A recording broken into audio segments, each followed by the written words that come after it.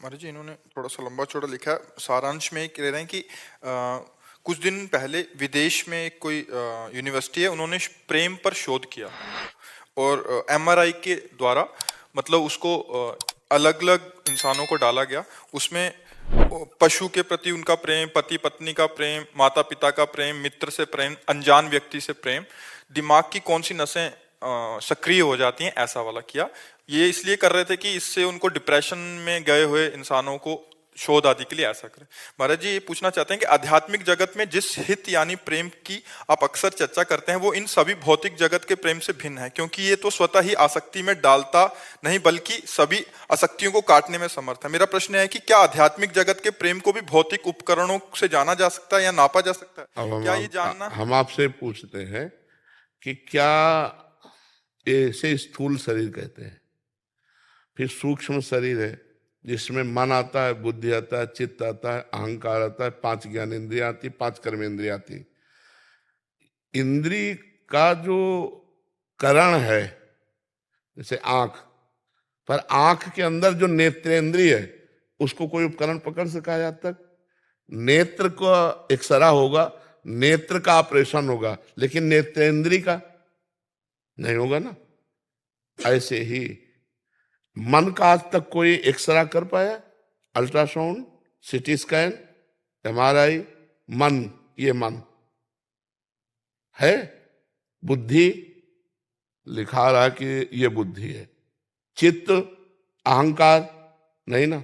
मतलब सूक्ष्म शरीर में उपकरणों का प्रयोग नहीं है। फिर कारण शरीर, वहां की तो बात ही छोड़ दो।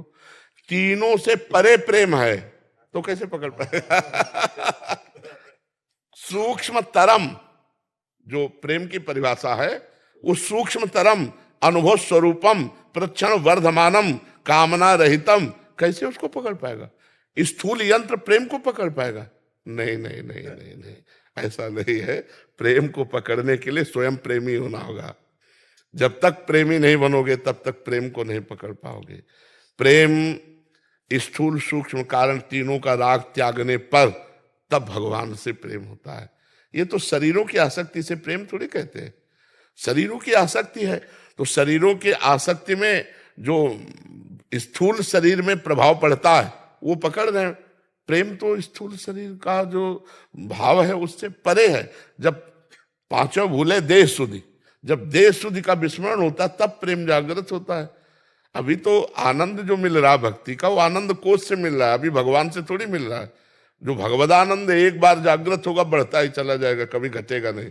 अभी हम थोड़ी देर भक्ति के आनंद में, फिर भोग के आनंद में, फिर संसार के आनंद, तो अभी ये आनंद कोष से मिल रहा है। हमारे अंदर 5 कोष है, विज्ञानमय कोष, अन्नमय कोष, प्राणमय कोष, मनोमय कोष, आनंदमय कोष।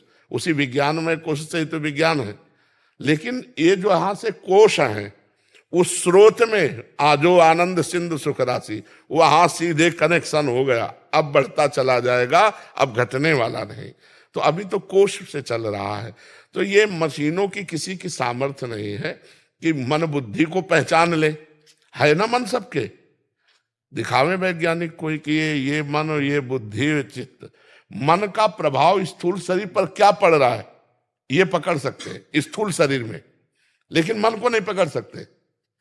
बुद्धि का प्रभाव क्या स्थूल शरीर पे पड़ रहा है ये पकड़ सकते हैं कि इस समय इसकी स्मृति डाउन हो रही, स्मृति उठ रही, क्योंकि स्थूल शरीर को माप रहे हैं, स्थूल शरीर की चेतना से अनुमान लगा रहे हैं, लेकिन बुद्धि को नहीं जान पाएंगे।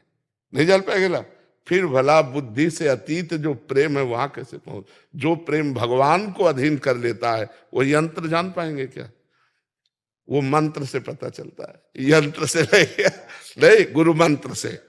प्रेम गुरु मंत्र से पता चलता है, यंत्र से नहीं। आपको कहीं अमेरिका आदमी